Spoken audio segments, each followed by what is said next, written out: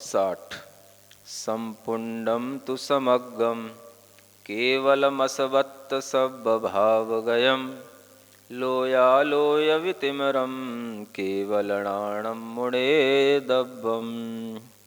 यहाँ पर केवल ज्ञान का कथन किया गया है। 5 ज्ञानों में जो अंतिम ज्ञान है केवल ज्ञान, उसकी विशेषताएं बताई जा रही हैं। संपुण्डम, वह केवल ज्ञान कैसा होता है? संपूर्ण होता है ना।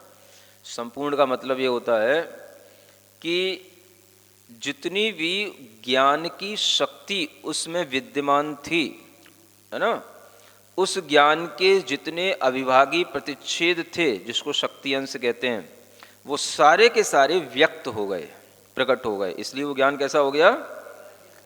संपूर्ण हो गया। सभी शक्ति अंश, सभी अविभागी प्रतिच्छेद व्यक्त हो गए, इसलिए वह ज्ञान संपूर्ण ज्ञान कहलाता है। ठीक है। फिर दूसरा विशेषण दे रहे हैं समग्गम। वह ज्ञान समग्र है। संपूर्ण में और समग्र में अंतर है। संपूर्णता का मतलब अपने सभी शक्ति अंशों का व्यक्त हो जाना, प्रकट हो जाना, यह कहलाती है संपूर्णता। और समग्रता का भाव इससे लिया गया है कि जितने भी मोहिनी और वीर्यांतराय कर्म के कारण से जो शक्ति दबती थी, उन सभी कर्मों का क्षय हो जाने से वह केवल ज्ञान की शक्ति अब पूरी प्रकट हो गई, इसलिए वो समग्र कहलाता है ना। माने कर्म की अपेक्षा से समग्र विशेषण है और ज्ञान के शक्ति अंशों की अपेक्षा से संपूर्ण विशेषण है ना। केवलम, तीसरा यह केवल ज्ञान का विशेषण है कि वो केवल होता है। केवल का मतलब होता है जिसे किसी की और सहायता की आवश्यकता नहीं है। केवल माने असहाय, यानी इंद्रियों की सहायता के बिना ही वह केवल ज्ञान कार्य करता है, इसलिए उसे केवल माने असहाय कहा जाता है। ठीक है। फिर चौथा विशेषण देते हैं असवत्त। असवत्त का मतलब असपत्न। हिंदी में क्या बोलेंगे इसको? असपत्न। असपत्न का मतलब होता है जिसका कोई भी विरोधी न हो। सपत्न बोलते हैं जिसका कोई शत्रु हो, विरोधी हो, और जिसका कोई भी विरोधी न हो। तो 4 घातीय कर्मों का जब पूर्ण रूप से क्षय हो गया तो सब प्रकार से अब पदार्थों को वो जानने में समर्थ हो गया, इसलिए ये क्या कहलाया? असपत्न। पहले जब तक घातीय कर्मों का सद्भाव रहता है तब तक जो ज्ञान जानता है वह क्रम से जानता है ना, इंद्रियों के व्यवधान के साथ जानता है। लेकिन अब ये जो ज्ञान प्रकट हो गया ये अक्रम से एक साथ युगपत भी जानता है और इंद्रियों के व्यवधान के बिना भी जानता है, इसलिए इस ज्ञान को असपत्न कहा जाता है। ये इसका चौथा विशेषण हो गया। और 5वां विशेषण है सब्भावगयम, यानी सभी भावों में ये प्राप्त हो गया, सभी पदार्थों को ये प्राप्त हो गया। इस ज्ञान ने सभी पदार्थों को जान लिया। इसका मतलब क्या हुआ कि ये सभी लोक अलोक के प्रकाशित करने वाले सभी पदार्थों को यह देखने लग गया। लोया लोय वितमिरम, अब ये लोक और अलोक का जितना भी इसके अंदर अंधकार था उससे वो रहित हो गया। माने लोक और अलोक को प्रकाशित करने वाला, ऐसा यह केवल नाणम मुड़ेदब्बम, केवल ज्ञान जानना चाहिए। ठीक है ना। इस तरह से यहाँ पर ज्ञान मार्गणा सत्प्रूपणा की अपेक्षा से समाप्त हो जाती है। फिर इसके आगे संख्या बताने के लिए यहाँ पर संख्या प्रूपणा आ रही है कि कौन से ज्ञानी कितने होते हैं। मति ज्ञानी, श्रुत ज्ञानी आदि, ये 5 ही ज्ञानी और मिथ्या ज्ञानियों की भी संख्या यहाँ पर बताई जाएगी। चदुगदि मदि सुद बोहा पल्ला संख्ये जया हुमण पज्जा संख्येज्जा केवलिणो सिद्धा दोहंति अधीरिता। क्या कहते हैं? चदुगदि मदि सुद बोहा, 4 गतियों में मति ज्ञानी, श्रुत ज्ञानी, श्रुत बोध वाले और मति बोध वाले कितने? पल्ला संख्ये जया, पल्य के असंख्यातवें भाग हैं। क्या मतलब हुआ? मतिज्ञानी भी और श्रुत ज्ञानी जीव भी पल्य के असंख्यात भाग प्रमाण हैं, माने असंख्यात जीव मतिज्ञानी और श्रुत ज्ञानी होते हैं। और मणपज्जा मने परे ज्ञानी संखेज्जा, ये तो गिनती के ही होते हैं क्योंकि ये केवल मुनि महाराज ही होते हैं, इसलिए ये संख्यात संख्या में हुए। केवलिनो सिद्धदादो होंति विंदरिता, केवल ज्ञानी और जो सिद्ध राशि है उसमें 13वें और 14वें गुणस्थान के जिनों की संख्या मिलाने पर जितना प्रमाण बने उतना समझ लेना, ठीक है ये है ना। माने केवल ज्ञानी जीवों का प्रमाण कितना है, तो सिद्ध राशि जितनी है उतनी, और उसमें 13वें और 14वें गुणस्थान के जीवों की संख्या और मिला दो तो वहीं उतने केवल ज्ञानी होते हैं, 13वें 14वें और गुणस्थान वाले और सिद्ध। तो सिद्ध जीवों की संख्या में 13वें 14वें गुणस्थान वाले जीवों की संख्या मिलाने पर सभी केवल ज्ञानियों की संख्या आ जाती है। अब जो अवधि ज्ञानी आदि की संख्या रहेगी उसको नीचे वाली गाथा में बताते हैं। ओहि रहिदा तिरिखा मदिनाणि असंख भागगा मड़ुआ संख्ये जाहु तदुणा मदिनाणि ओहि परिमाणम। त्रियंचों में तिरिखा ओहि रहिदा माने अवधि ज्ञान से रहे त्रियंच मदिनाणी। अच्छा, यहाँ पहले त्रियंच की संख्या बताई जा रही है। जो अवधि ज्ञान से रहित त्रियंच हैं उन मतिक ज्ञानियों की संख्या असंख्या भागगा मड़वा, माने जो संख्या थी मतिक ज्ञानियों की संख्या उससे वह असंख्यातवां भाग है। और मड़ुआ संख्येजा, अवधि ज्ञान से रहित जो मनुष्य हैं वो संख्यात होते हैं। मनुष्य तो संख्याती होते हैं, तो अवधि ज्ञान से रहित भी मनुष्य भी संख्याती होंगे। तदुणा मदिनाणी ओहि परिमाणम, माने मतिक ज्ञानियों की संख्या में अगर हम ये दोनों राशियों का घटा देते हैं, तदुणा का मतलब यह हुआ कि तदुणा मदनाणी, मतिक ज्ञानियों की जितनी संख्या है उनमें से अगर हम ये दोनों राशियों को घटा दें तो चारों गति के अवधि ज्ञानियों की संख्या आ जाती है। यानी जो मतिक ज्ञानियों की संख्या यहाँ बताई है वह, और जो अवधि ज्ञान से रहित मनुष्यों की जो संख्या संख्यात बताई है वह, ये मतिक ज्ञानियों की संख्या में से ये दोनों राशि को अगर जब हम घटा देते हैं तो जितनी भी राशि बढ़ती है वो चारों गति के अवधि ज्ञानियों की संख्या आ जाएगी। क्योंकि जो चारों गति के अवधि ज्ञानी हैं उनमें से त्रियंच और मनुष्य के ये अवधि ज्ञान की संख्या जो निकल के आई थी, मतिक ज्ञानियों की संख्या का भी मतिक ज्ञानियों की संख्या से रहित जो त्रियंच है मतिक ज्ञानियों की संख्या से संख्यात में भाग बताए थे, और अवधि ज्ञान से रहित जो मनुष्य हैं वो संख्यात बताए थे।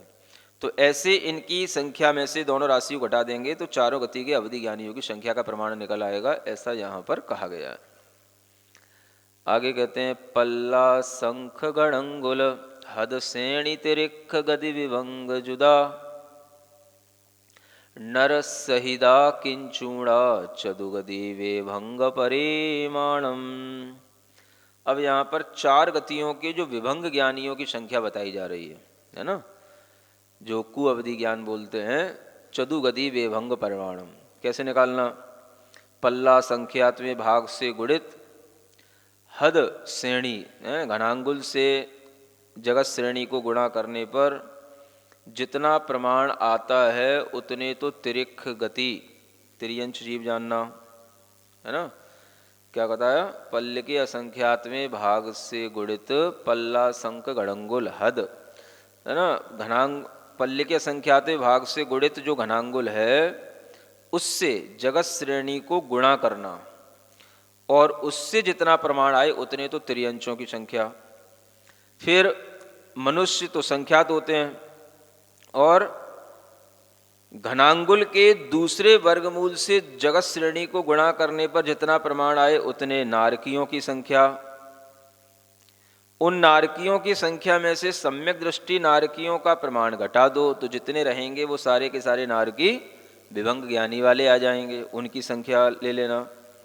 और ज्योतिषी देवों के प्रमाण में भवनवासी व्यंतर और वैमानिक देवों का प्रमाण घटा दो तो सामान्य जो देव राशि है उसका प्रमाण आ जाता है। उसमें सम्यक दृष्टि देवों की संख्या घटा दोगे तो वो मिथ्या दृष्टि विभंग देवों ज्ञानी देवों का प्रमाण आ जाएगा। इन सबको जोड़ लो, तिर्यंचों की संख्या, मनुष्यों की, नारकियों की, ये वाली जो संख्या निकल के आई और देवों की, ये सब जोड़ने पर विभंग ज्ञानियों की संख्या आ जाती है। ऐसे ये मिथ्या अवधि ज्ञान को धारण करने वाले विभंग ज्ञानियों की संख्या यहाँ बताई है। एक और अंतिम गाथा में आगे कहते हैं, सन्नाण राशि पंचय परिहीणो सब जीव राशि हो मदिसुद अन्नाणोणम पत्तेयम होदि परिमाणम। जो संज्ञान की राशि है, माने सम्यक ज्ञानियों की, मति आदि जो 5 सम्यक ज्ञान बताए थे, इन सम्यक ज्ञानियों की संख्या ले लो। क्या करना इसको, परहीणो सब जीव राशि हो। केवल ज्ञानियों की संख्या से यह सारी राशि कुछ अधिक होती है और इसमें से सर्व जीव राशि, इसको सब जीव राशि में से घटा दो तो जितनी बचेगी ये मति अज्ञानी और श्रुत अज्ञानी जीवों का प्रमाण आ जाएगा। क्या कहा, मति ज्ञान आदि 5 सम्यक ज्ञानियों की संख्या जितनी आई थी, है ना, सब जीव राशि में से उस संख्या को घटा दोगे तो सही बात है, सम्यक ज्ञानियों की संख्या सब जीव राशि में से घटा दोगे तो मिथ्या ज्ञानियों की संख्या बचेगी, वही मति अज्ञानी श्रुत अज्ञानी जीवों की संख्या हो जाएगी। इस तरह से यहाँ पर 5 सम्यक ज्ञान और 3 मिथ्या ज्ञानियों की संख्या बता करके ज्ञान मार्गणाओं को पूर्ण कर दिया गया है। संयम मार्गणा, अब प्रारंभ होती है संयम मार्गणा।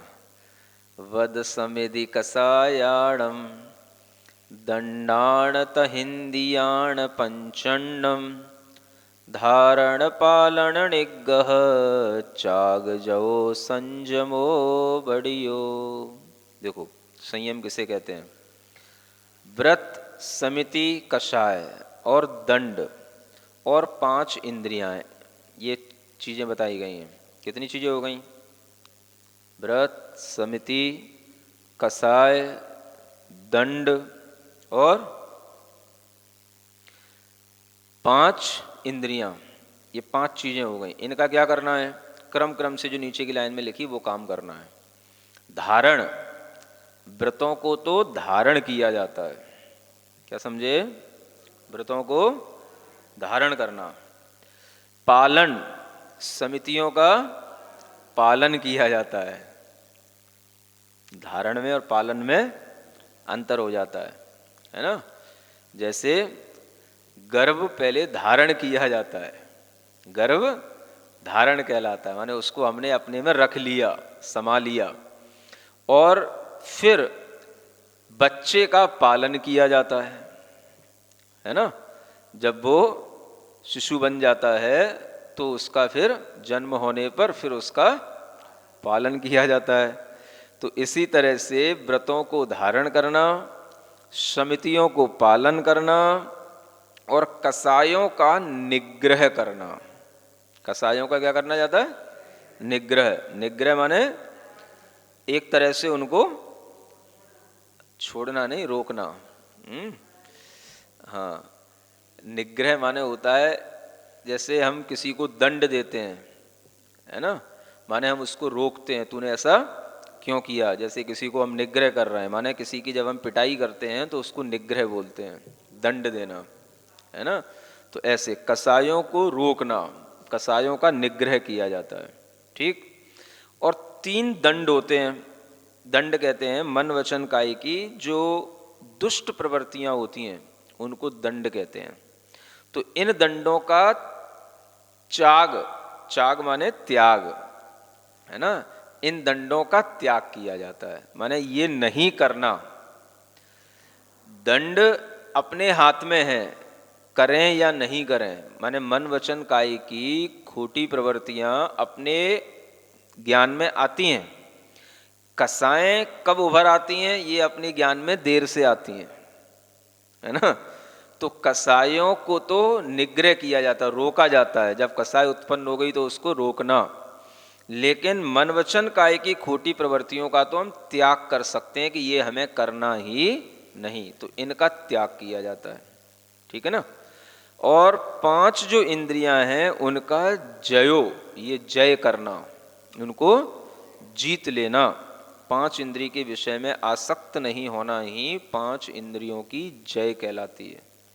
ये संयमो बढ़ियो, इसी का नाम संयम कहा जाता है। समझ में आ गया संयम किसका नाम है? यानी व्रतों का धारण, समितियों का पालन, कसायों का निग्रह, दंडों का त्याग और इंद्रियों की जय, ये सब मिलकर के संयम बनता है। सुन रहे हैं? सब मिलने का नाम क्या है? संयम। तो इसी को यहां पर मतलब संयम का मतलब हो गया सम और यम। सा के ऊपर बिंदी होती है ना, तो सम यानी समीचीन रूप से, सम्यक रूप से। यम जो 5 यम होते हैं, है ना, अहिंसा, है ना, सत्य, अचौर्य, अपरिग्रह और ब्रह्मचर्य, इन 5 यमों को जो पालन करने के लिए संकल्पित होने का नाम ही संयम कहलाता है। यम, 5 यमों का समीचीन रूप से पालन करना संयम है। और इस संयम को ही संभालने के लिए ये सभी चीजें हैं, समितियां हैं, कषाय हैं, है ना। तो मुख्य रूप से तो पहले व्रत होते हैं, जिसे हम पंचव्रत कहें या पंच यम कहें, मुख्य रूप से तो ये होते हैं। फिर इसी को संभालने के लिए, इसी की दृढ़ता के लिए सब चीजें होती हैं। समिति माने प्रवृत्ति करो, तो प्रवृत्ति में भी व्रतों का घात न हो, हिंसा आदि न हो, ये प्रवृत्ति में संयम कहलाता है। कषायें उत्पन्न होंगी, लोगों से मिलोगे जुलोगे तो उसको निग्रह करके रखना, इसका नाम ये भी संयम है। मन वचन काय की खोटी प्रवृत्तियां जो आती हैं वो उनका रोकना, उनका त्याग करना, ये हो गया। ये सब व्रतों के बाद होगा। और फिर 5 इंद्रियों का जय होना। तो इसलिए ये व्रतों का परिवार कहलाता है, ये सब मिलकर के संयम बन जाता है। ठीक है ना। तो इसलिए संयम मार्गणा में सबसे पहले संयम की परिभाषा बताई। आगे कहते हैं, बादर संजलन उदय सुहमुदय समखये अमोहस् संयम भावो नियमा होदित्ति जिणे हिणे दिठम। क्या कहते हैं? ये संयम भाव कब होता है, भीतर से क्या परिवर्तन आता है, कौन सी कषायों का भाव होता है, वो यहाँ बताया जा रहा है। बादर संज्वलन कषाय का उदय होने पर, बादर संज्वलन कषाय का उदय होने पर, सुहमुदय सूक्ष्म लोभ कषाय का भी उदय रहे, तथा मोहस्य सम क्षय, मोहनी का उपशम भी हो और क्षय भी हो। इन सब क्रियाओं के या इन सब कर्मों की ये दशाएं होने पर नियम से संयम भाव होता है, ऐसा जिणे ही निर्दिष्टो, माने जिनेन्द्र भगवान ने कहा है। इसका मतलब क्या हुआ कि बादर 9 कषायों के उदय से, ये बादर संजुलन कषाय के उदय से भी संयम होता है। तो जो ये 6वें 7वें गुण स्थान में संयम होता है, इसमें जो कषाय होती है संजलन कषाय, इसको बादर कषाय कहा जाता है ना। तो सामायिक संयम है, छेदोपस्थापना संयम है, और तीसरा जो परिहार विशुद्धि संयम है वो भी 6वें 7वें में ही होता है। तो यहाँ तक भी ये जो संयम है, ये सब में संजलन कषाय का उदय रहेगा, लेकिन वो कैसी होगी, बादर होगी। ध्यान से जब ऊपर के और गुण स्थानों में पहुँचेंगे तो वह सूक्ष्म कषाय का जहाँ पर उदय रह जाए, वो सूक्ष्म सांप्राय नाम का जब गुण स्थान आएगा, है ना, तो वहाँ पर वह सूक्ष्म जब लोभ का उदय रह जाएगा, तो उस समय पर वह सूक्ष्म के उदय में होने वाला जो संयम होगा वो सूक्ष्म सांप्राय संयम कहलाएगा। इसका मतलब क्या हुआ, बादर संयम 6वें 7वें 8वें और 9वें गुण स्थान तक जो संयम है वो सब कैसा है, बादर संजुलन कसाय के उदय से होने वाला संयम है। और सूक्ष्म कृष्टि को जब प्राप्त हो जाता है, जब सूक्ष्म लोभ रह जाता है, उस संजुलन लोभ का उदय होने पर जो संयम होता है वह सूक्ष्म के उदय में होने वाला संयम कहा जाएगा, जैसे कि सूक्ष्म सांप्राय संयम कहते हैं। ठीक है ना। तो यहां यह बताया है कि मोहिनी कर्म के किस तरह के उदय में कहाँ कहाँ संयम होता है। तो मोहिनी के ही कसाय भेद हैं, बादर कषाय और सूक्ष्म कषाय। बादर कषाय में भी संयम रहता है, सूक्ष्म कषाय में भी संयम रहता है। तो उस सूक्ष्म कषाय में जो संयम होगा उसका नाम सूक्ष्म सांप्राय होगा। फिर आगे मोह के उपशम में भी संयम होता है और मोह के क्षय होने पर भी संयम होता है। तो जब पूरा चारित्र मोहिनी कर्म का उपशम हो जाएगा तो वह 11वां गुण स्थान कहलाएगा। तो उस उपशांत कषाय में जो संयम होगा वो यथाख्यात संयम कहलाएगा।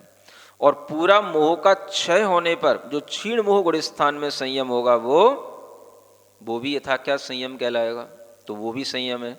इसके अतिरिक्त जो संयोग केवली अयोग केवली गुण स्थान हैं उनमें भी संयम भाव यथाख्यात संयम के रूप में ही बना रहता है। इस तरह से संयम जो होता है वह संजुलन कसाय की बादर अवस्था में भी होता है, सूक्ष्म में भी होता है, उसके उपशम में भी हो जाता है और उसके क्षय होने के बाद भी वह संयम होता है। ऐसे अलग अलग तरह का संयम 5 प्रकार के जो संयम है उनमें विभाजित हो जाता है। ठीक है ना। अब इसी अर्थ को थोड़ा सा और 2 गाथाओं से समझाया गया यहाँ पर। बादर संजलन उदय बादर संयमतियम खुपरिहारो पमदिदरे सुहुमुदये सुहुमो संजम गुणो होदी। इस 467 नंबर की गाथा में क्या कहते हैं? बादल संजरण के उदय में बादर संयम तियम, ये संयम भी यहां पर बादर कह दिए। क्या कह दिया? माने बादर माने स्थूल संयम। समझ आ रहा है ना कि बादर संजुलन कसाय का जब तक उदय है तब तक जो है वह संयम तो होगा, लेकिन वो संयम कैसा कहलाएगा? स्थूल या बादर संयम कहलाएगा, है ना। सूक्ष्मता से वो संयम नहीं होगा। लेकिन इन कषायों का उदय संयम का विरोधी नहीं है, इसलिए इन कषाय संजुलन कषाय के उदय में भी संयम बना रहता है, ये कहने का मतलब है। परिहार विशुद्धि संयम जो होता है वो पमद इदरे यानी प्रमत्त और अप्रमत्त गुण स्थान में ही होता है, ये बताया गया। सुहुम उदय सूक्ष्म के उदय में सुहुमो माने सूक्ष्म सांप्राय नाम का संयम होगा। और संयम गुणो होदी माने यह जो संयम गुण है यह इतने संयम यहाँ बता दिए। सूक्ष्म सांप्राय नाम का संयम सूक्ष्म कसाय के उदय में होता है।